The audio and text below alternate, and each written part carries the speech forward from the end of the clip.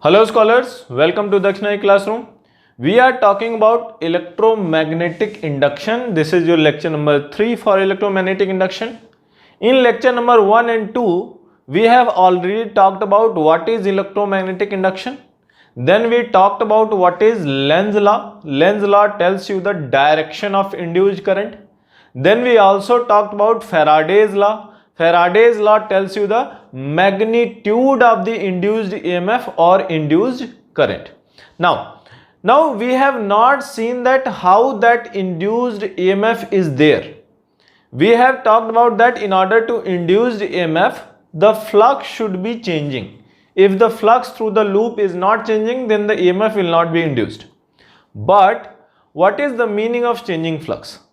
So in order to change the flux, if you remember, flux is nothing but B dot area vector, field vector dot area vector. So in order to change the flux, we can opt one of two methods. One is that I keep the magnetic field constant and I move my loop, or I change the area of the loop. So in this case, motion of the loop is involved, and that is called your motional EMF. So whenever your field is kept constant and your loop is moved or part of the loop is moved, in that case EMF is induced because of motion of the loop, and that is why it is called motional EMF. We will talk about first thing, that is motional EMF. Second way in which you can change the flux is what? That you can keep the area of the loop constant, you can keep your loop at rest, and you can change your magnetic field. That you can do. In that way, EMF is induced because of induced electric field. Induced electric field. And the third way, what is the third way? Third way is that field is also changing, area of the also changing, a combination of both first and second. So in today's lecture, we will be talking about motional EMF. So these are the two ways in which your EMF can be induced. So in this lecture, we are going to talk about only motional EMF. How the motional EMF is induced, how it works, and we will solve few questions based on motional EMF. Now let us talk about motional EMF. Now in order to understand motional EMF, let us take a very simple example. Here we have a metallic rod. Now this metallic rod is moving in the horizontal direction like this.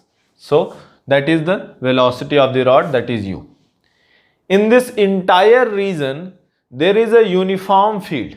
There is a uniform field going inside this whiteboard like this. So that magnitude of the field is B and it is uniform inside. So let us write, let us take a rod moving with velocity u vector such that u is perpendicular to B. So in this case, u is in this direction and B is perpendicularly inward of this whiteboard.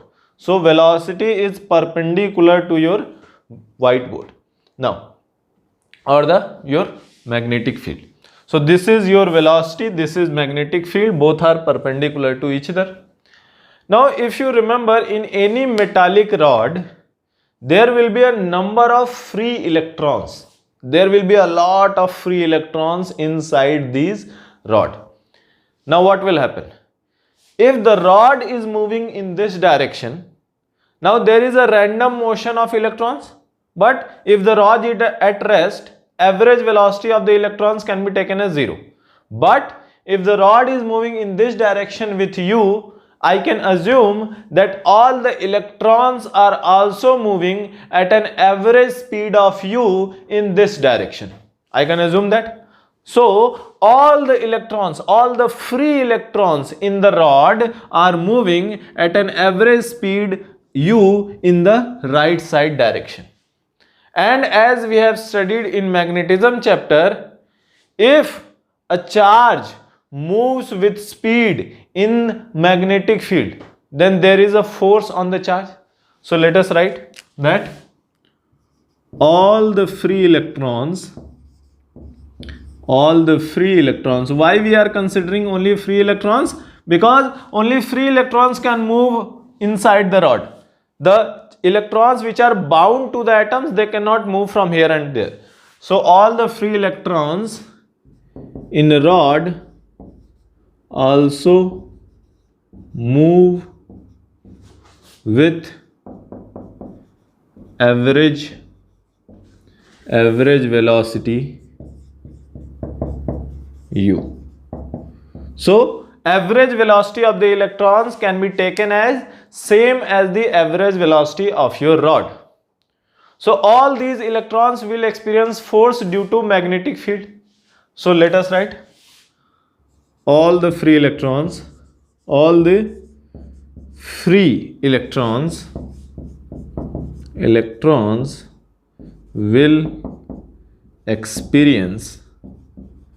experience force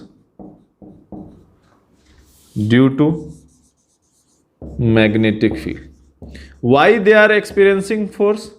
Because whenever a charge is moving inside a magnetic field, then it experiences force. Magnetic field applies force on a moving charge.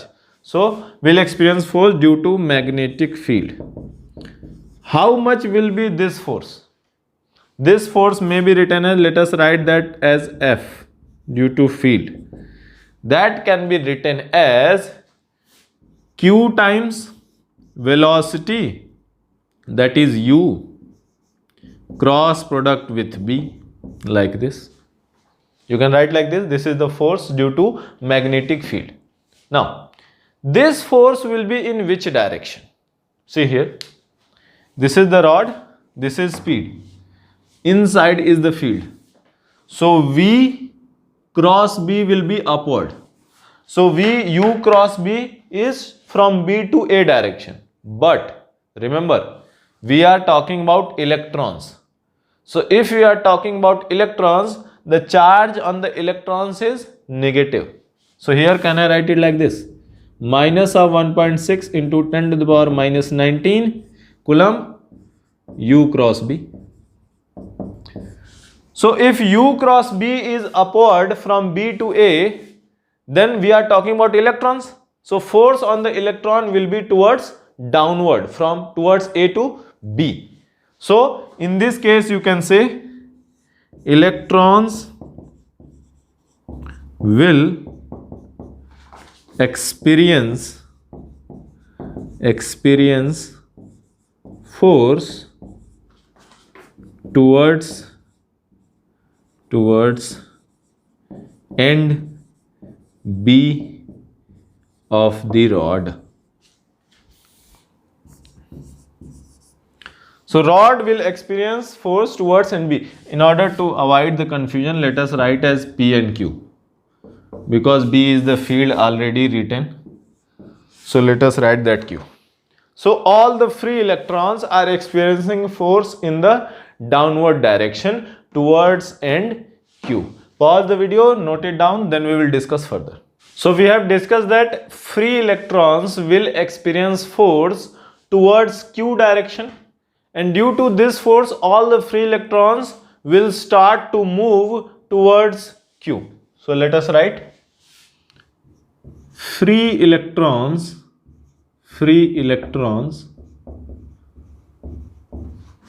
move towards Q end of rod due to magnetic force.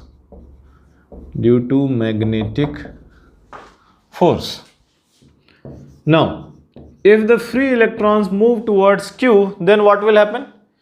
At this end, right? They cannot go beyond end Q, right? So at the Q end, electrons will start to accumulate. So electrons will start accumulating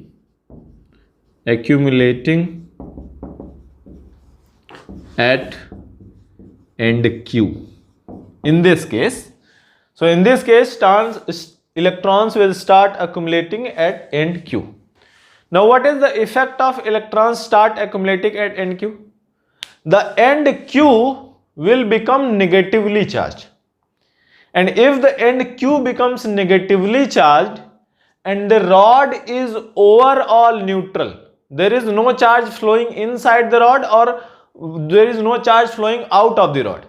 So overall the rod is neutral. So if the electrons are accumulating at Q and end Q becomes negatively charged, then by compensation, by default, your end P will become positively charged. So here we can write end Q becomes negatively charged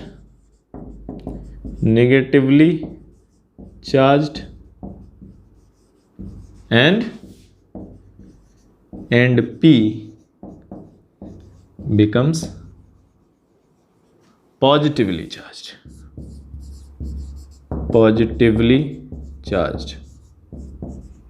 Now remember, there is no motion of positive charges here. Positive charges cannot move because positive charge is on the nucleus. So here positive charges are not moving. But since electrons have moved towards end Q, there is a deficiency of negative charge here. And if there is a deficiency of negative charge at P, overall P is positively charged. There is no motion of positive charges. Okay. Now, so that way. Now, what is the effect of one end becoming positive, other end becoming negative? So, if I keep two charges, let us say here it is positive, here it is negative, then what will happen? There will be an electric field generated. And this electric field will be in which direction? From positive to negative, like this. So, due to one end becoming positive and other end becoming negative, an electric field will be generated inside the rod. In which direction? From P to Q direction. So let us write an electric field. An electric field is generated inside the rod in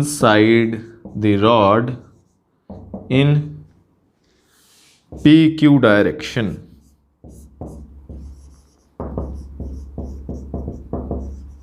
Let us write that electric field as E.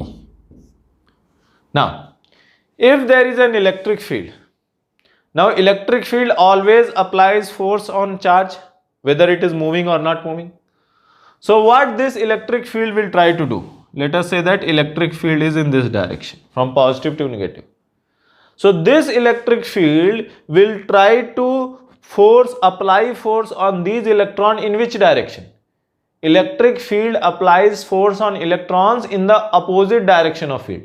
So this electric field will try to apply force on the electrons in the upward direction. So let us write. Electrons will experience force due to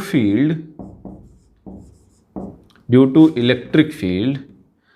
Let us write that like this, due to electric field in QP direction.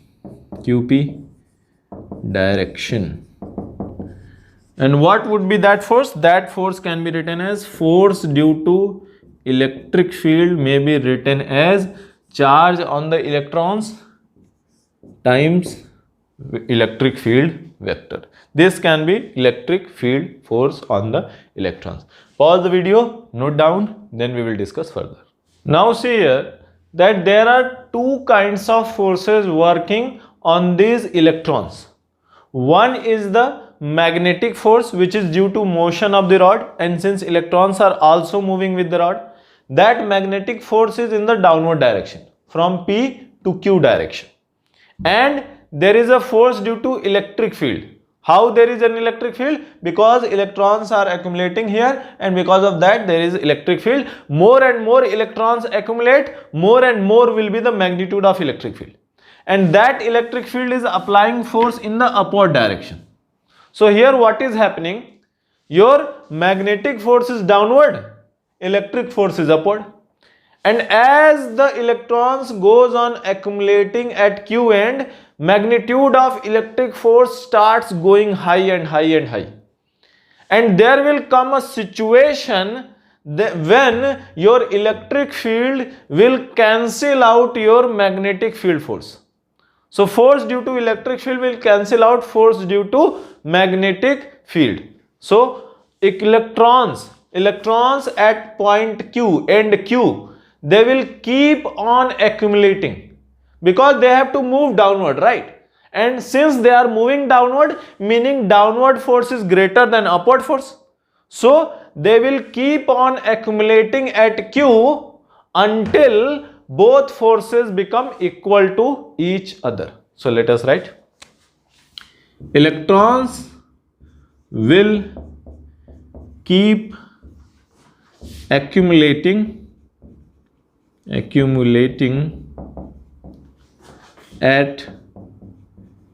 end Q until electric field force cancels out force due to magnetic field, because magnetic field is trying to push the electrons downward, and electric field is trying to pull the electrons upward, and because of the magnetic field they are moving downward, so they will keep on accumulating until they cancel out each other, like that. So what will happen when they cancel out each other? At the point when they cancel out each other, we can say if I add those two forces, I should get 0. So let us write, what was the force due to magnetic field? Q times speed, velocity cross with B, like this. This is your force due to magnetic field, plus what is force due to electric field? Q times E. Here Q is the charge on the electrons. We have not put the sign. Whenever you put the values, you will put the sign. So here like that. And this total must be 0. So when this total becomes 0, accumulation of the electrons will stop. Now, cancel Q here, because on the other side it is 0. You can take Q common. So what you will get? U cross B. U cross B is equal to minus of electric field, like that. Or electric field equals minus of U cross B, like this. Now, if I move in the direction of electric field, which direction electric field is? This is positive direction, this is positive charge, this is negative charge. So electric field is in the downward direction. And as you know from electrostatics, if you move in the direction of electric field, potential decreases. So P end is at higher potential, Q end is at lower potential. Let us assume that length of the rod is given as L. Length of the rod is L. So if this is the field established across these ends of the rod, then if I want to know the potential difference across P and Q, the potential DMF or EMF induced across P and Q, that would be what? That would be nothing but electric field multiplied by distance. That is your potential difference, E dot dl, E dot L. So here you can say EMF induced across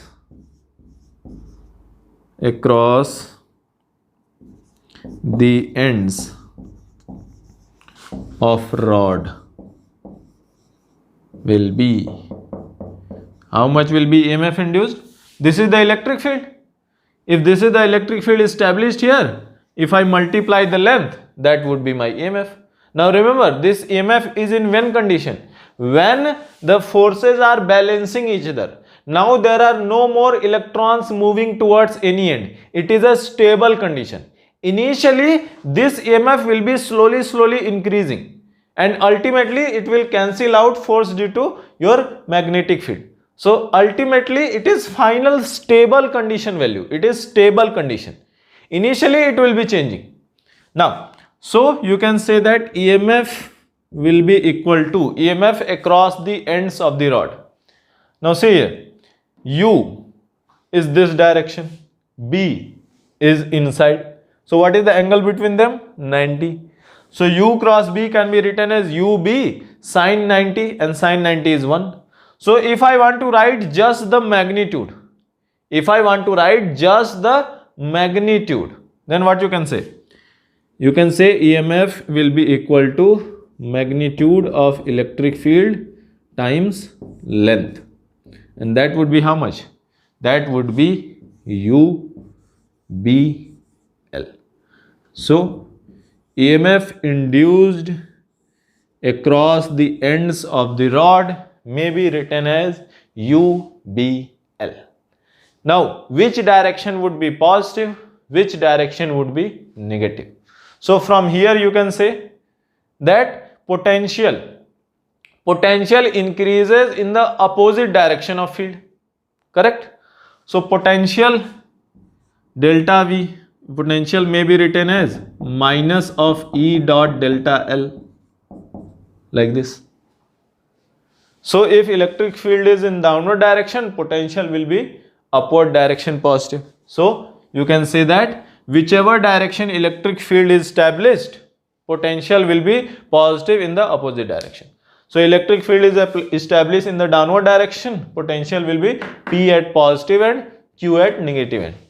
Another way of finding the potential is, this is V, inside is B. So V cross B.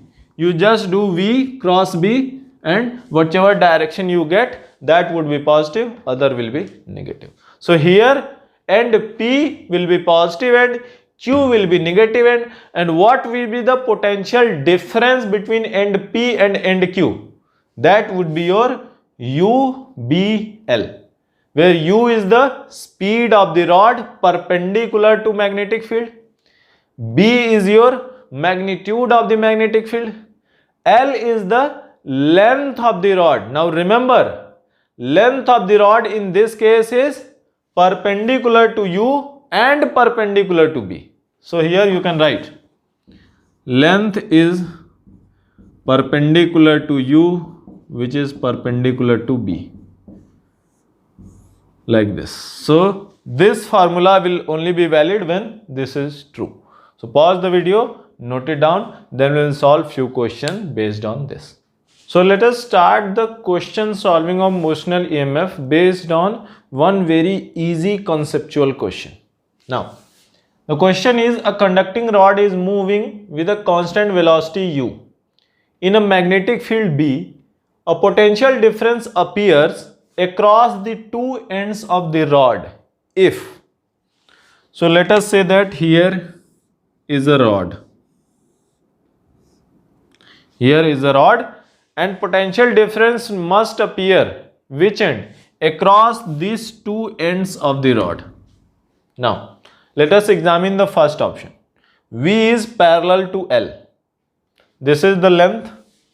So let us say that rod is moving across this V like this. Now let us assume that field is like this. Field is inside. And if the field is inside, which direction force would be applicable on the electrons? This is V, inside cross, upward will be force. So electrons will be accumulating across this surface like this. So there will be a potential difference. A potential difference will be there, but that potential difference will not be across these two ends. Instead, that potential difference will be across this and this. But here it is written, potential difference must appear across two ends of the rod. So in the first case, there is a potential difference, but that potential difference is not across these two ends. Instead, that is across these two. So first is the wrong option. It is not that there will be no potential difference. There will be a potential difference, but not across which ends we want. That is why first is the wrong choice. So don't think that there is no potential difference in the first option. There is, but not across these two ends, across this and this. Let us talk about second option. What is the second option? U is parallel to B. Okay.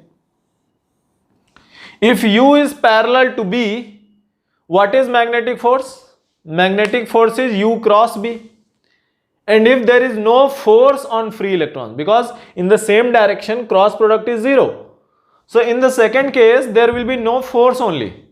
And if there is no force only, there will be no your force, no motion, no accumulation of charges, no electric field, no potential difference. So let us say that U is like this and B is also in the same direction. There will be no force on the free electrons. No force, no accumulation, no electric field, no potential difference. So wrong.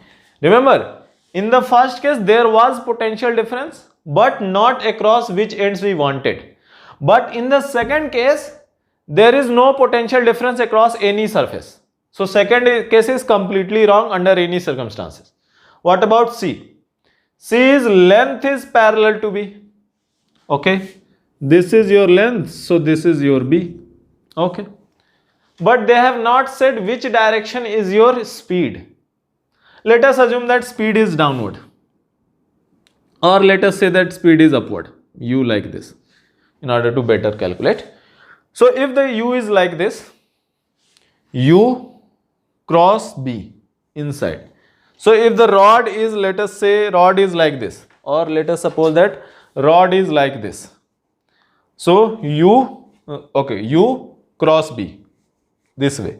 So there will be a potential difference across this end and this end, but not towards these two ends. We want towards these two ends. So in the C case also, there will be a potential difference, but not across the ends we want. We want across these two ends of the rod. So C option is also wrong. So which option is correct?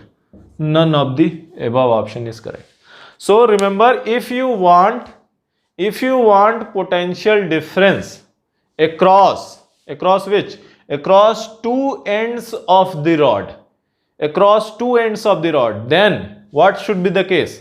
Then U should be perpendicular to B, should be perpendicular to length. This is must.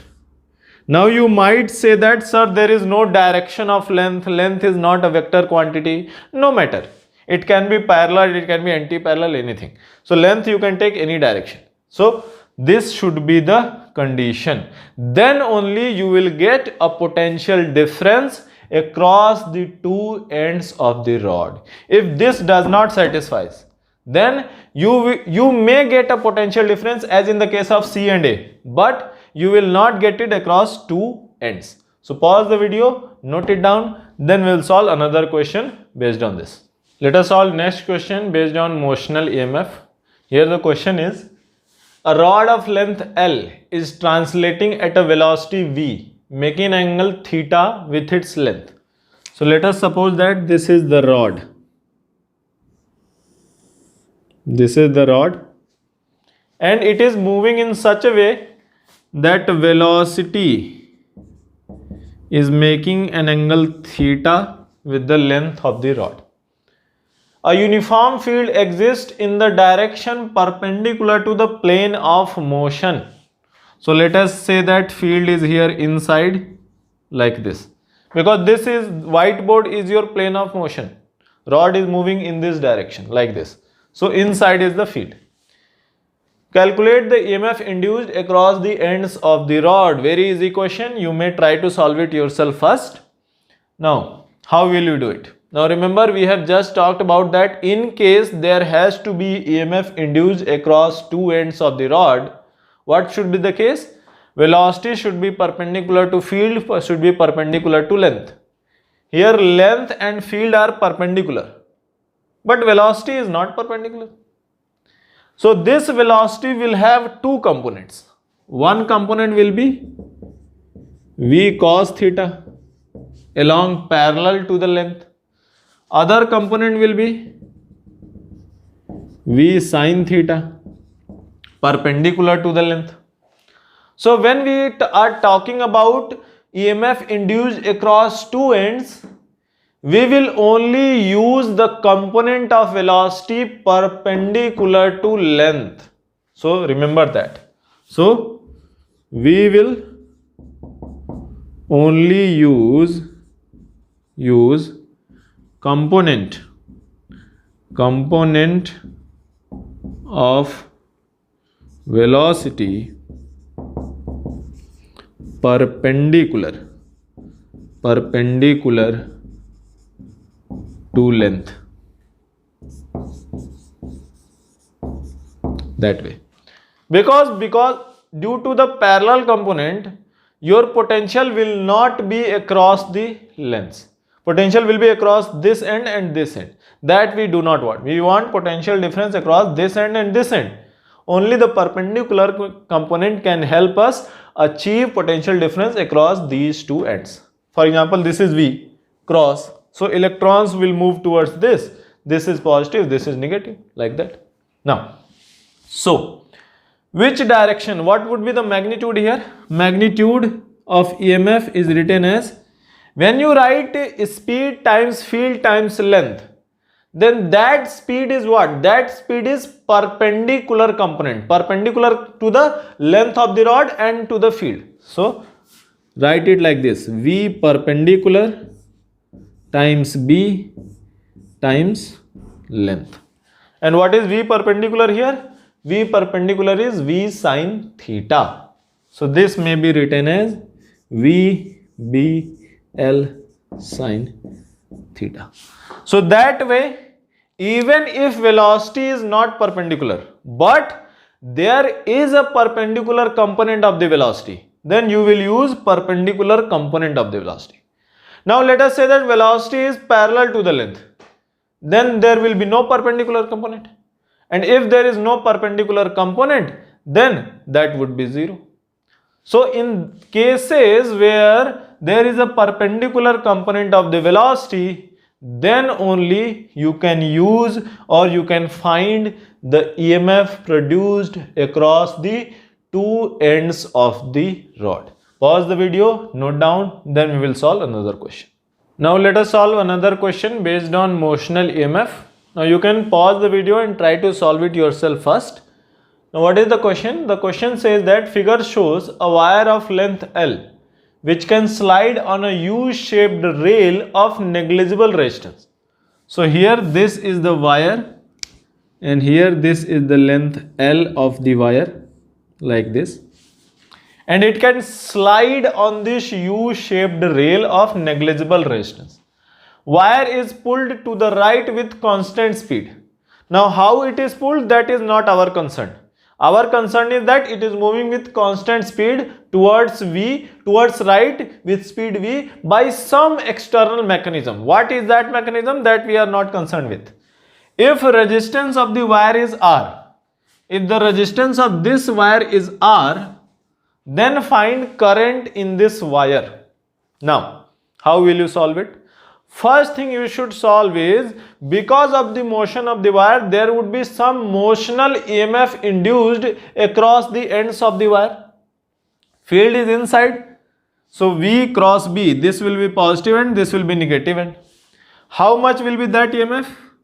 That EMF may be written as, here see, velocity is perpendicular to the length and perpendicular to field. So here you can say EMF will be VBL. This will be EMF induced across the length of the wire. Now since some external mechanism is continuously pulling it in that direction, this EMF will be maintained. Now, so this wire will start behaving like a battery with upper end to be positive and lower end to be negative. So if I want to draw an equivalent circuit diagram, then how it will behave? It will behave like this. Let us say that this is the upper end, lower end positive, and there is a resistance of the wire. So here will be a resistance of the wire R. And these two ends are connected by external U-shaped rail, which itself has zero resistance. So here this will be your circuit like this. So current will be flowing in this direction like this. What will be the value of that current? Here EMF you have already calculated, that is VBL. And if you want to know the current I, then I will be nothing but EMF divided by R. That will be VBL divided by R. That is your current flowing through this rod or wire of length L.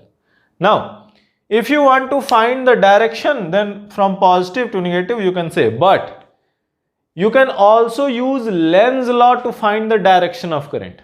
How you can find Lenz law? How you can use Lenz law to find the direction? See here. This is the field. Wire is moving towards right. So area of this closed loop, this loop is increasing. So current will be such a way that it will try to reduce the flux because the flux is increasing. You cannot stop this wire. So what you will try to do? Your current will try to reduce the magnetic field. So if the original magnetic field is in the inside direction, according to Lenz law, induced current will try to produce magnetic field in the outside direction. So if you want magnetic field to be outside, your current should be anti-clockwise. Here also we are getting anti-clockwise, meaning both are collaborating with each other, meaning our solution is correct. So that way you can cross check your answer whether you are getting correct answer, correct direction of current or not. Pause the video, note it down, then we will discuss further. Now let us solve another question. Now the question is, a metal rod of length L rotates about one of its ends with a constant angular velocity omega. So let us draw a rod. This is your rod. It is rotating about one of its ends. And what is the speed of rotation? Angular velocity is omega. Now, a uniform field B exists in a direction of axis. So this is the axis like this. So uniform field exists like this inside, in perpendicular to the whiteboard. Calculate the EMF induced across the ends of the rod. You can neglect centripetal force on electrons. Now you may pause the video and try to solve it yourself first. Now how you will do it? In order to find the EMF, you need what? You need velocity, field and length. Here you have length, you have field. What about velocity?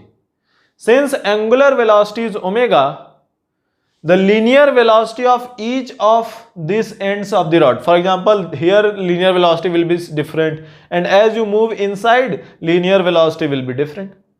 So which velocity you are going to use? You cannot use any velocity. So what you will have to do? You will have to take a small section dx. Let us take a small section dx. At what distance? At a distance of x from the axis. Like this. So, what would be the velocity of this small section dx? So, let us write linear velocity of element. There is a small element dx. So, what would be its linear velocity? Its linear velocity may be written as distance from the axis times omega. So, omega times x. So what would be the potential difference induced across these two ends of this element? So let us write potential or EMF induced across ends of this element dx. What would be this EMF? This EMF may be written as d EMF, like this, and this may be written as what? Speed of this element times field times your length of the element. So what is the speed? Speed is omega x. What is the field? Field is b. What is the length of the element? dx, like this. Now if I want to find the total EMF across the ends of the rod, I can simply integrate this. So what I will do? Integration this from 0 to EMF E will be equal to, omega is a constant, it will be outside, b is a constant, it will be outside. So omega times b integration x dx. Now you will integrate from where to where? X is varying from 0 to total length L. So 0 to L. So your EMF will be equal to omega times b, this will be x square by 2, and x square by 2, 0 to L will be L square by 2. So omega b L square divided by 2.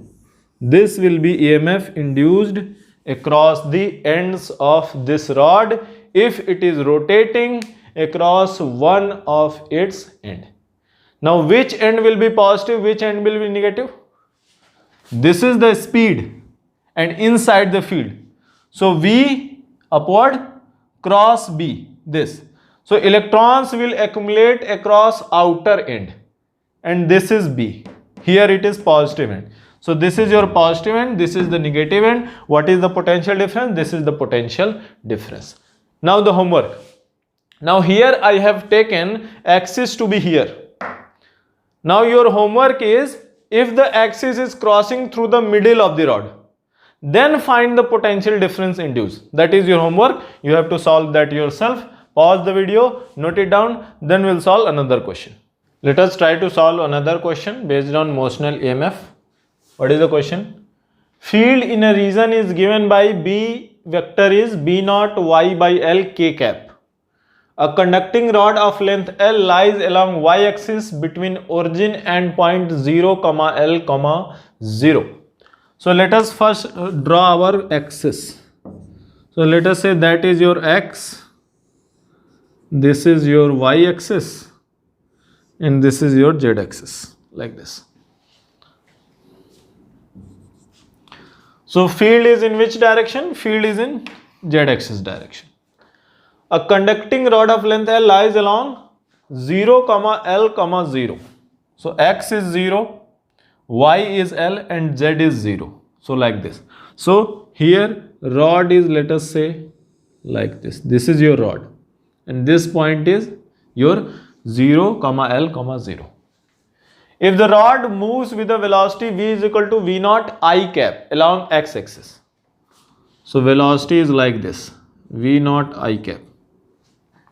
Find the EMF induced between ends of the rod. In this case also, we will be doing based on what we have seen in the previous question, that is, there is an integration required. Why? Because you see, velocity of the rod is constant, but your magnetic field is different. B naught y by L k cap. So magnetic field is in this direction, but as you move upward, magnetic field changes. So magnetic field is not constant, so we will have to do integration. What I will do? I will take a small element across the length of the rod, and since that element is taking along y-axis, I will take that element to be dy, and let us say that that element is at a distance of y from the end of the rod. So EMF across element dy. EMF will be equal to what? EMF will be equal to velocity of that element. What is the velocity? V naught. Now remember, in the previous question field was constant, velocity was changing. Here your field is changing, velocity is constant. So V naught times field. What is field?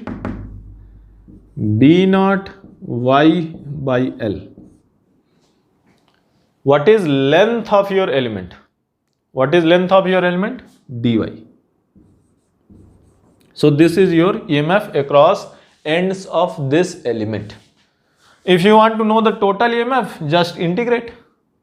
So integrating d EMF will be equal to V naught is a constant, B naught is a constant, L is a constant. So V naught, B naught by L outside, integration y dy. Integrating from where to where? This is 0, this is L. So 0 to L. So this will be equal to total EMF equals V naught, B naught by L. Y dy is y square by 2. Integration 0 to L, it will be L square by 2. So multiplied by L square by 2. L cancel. So your EMF will be V naught, B naught, L by 2. This is the EMF produced across the ends of this rod. Pause the video, note it down, then we will solve another question. So let us solve one last question before we wrap up our discussion of motional EMF. Now what is the question here? Figure shows a rectangular loop. So here it is a rectangular loop. Mass of the loop is m. Resistance of the wire of which the loop is made is r. Your length of one side is given as L. A magnetic field exists only above the dotted line. So this is your dotted line here, and magnetic field exists only above the dotted line. With what relative velocity it may be pushed downward? So let us suppose I push the loop downward with a speed u such that it may continue to move downwards without any acceleration. Meaning if I push it downward with a speed u, it should keep on going downward without any acceleration, with the same speed, even though there is a gravitational force acting on this loop. So there must be some other force which will cancel out gravitational force. Let us try to find out. Now you may pause the video and try to solve it yourself first. Now how you will do it? See here, if I talk about EMF induced, across this length, there is no field, there is no EMF. Across this arm, length is parallel to speed, there is no EMF. Across this arm, length is parallel to the speed, there is no EMF. So EMF will be induced only across the arm P and Q of the rectangular loop. So EMF induced across PQ will be equal to, what is the EMF? What is the speed? U. We have assumed it to be U. We will find out what is the value of U. What is the field? B. What is the length? L. That is your EMF. Now which direction will be positive? Which direction will be negative? What is the speed? Downward. Where is the field? Inside. So V cross B. So V cross B, electrons will be accumulated here positive. So this will be positive and this will be negative. If I want to draw an equivalent circuit of this loop, then how it will look like? It will look something like this: positive, negative, resistance, like this, current this way. No, sorry, not like this way. Okay, so that way is your like this. Now, so if current, how much will be the current? Current through loop. Current through loop equals I will be equal to how much? EMF divided by resistance, that is equal to U B L by R. Now what about you have studied already that whenever a current carrying conductor is placed in a magnetic field, it experiences some amount of force. What would be that force? That force may be written as, if you pay attention, here there is no field. So this arm will experience no force even though there is a current. What about this arm? So current is going like this. Here, current is going like this. So what is the current? Current is I times L cross B, and direction of L is taken along the direction of I. So this is I, B is inside this way. So on this arm force will be like this. Let us write that F1. What about this? Direction has changed. So direction of force will also change. So let us write like this. And since length of these two arms are same, these two forces will cancel out each other. And on this there is no force. What about this? I, L cross B. So upward. So force on this will be upward. How much will be that force?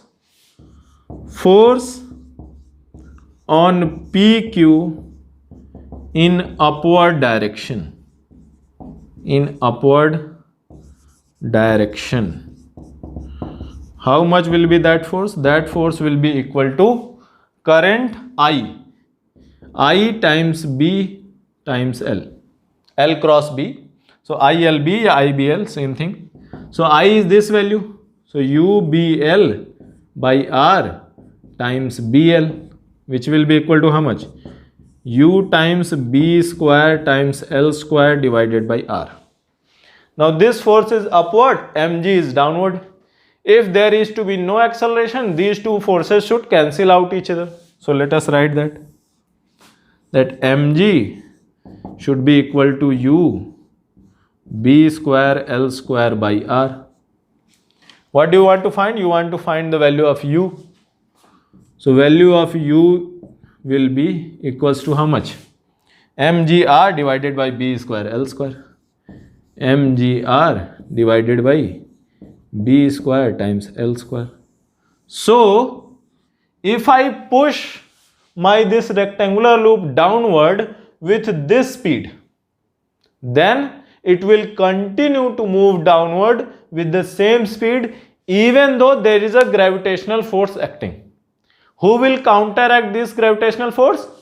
The force applied by magnetic field on a current carrying conductor. So this way you can solve. Pause the video, note it down. So we have talked about that there are two ways in which EMF can be induced in a loop. One was motional EMF, another was induced electric field.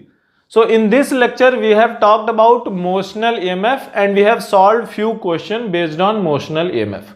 In the next lecture we will be talking about how induced electric field works. Until then, try to solve as many problems as you can along the concept of motional EMF.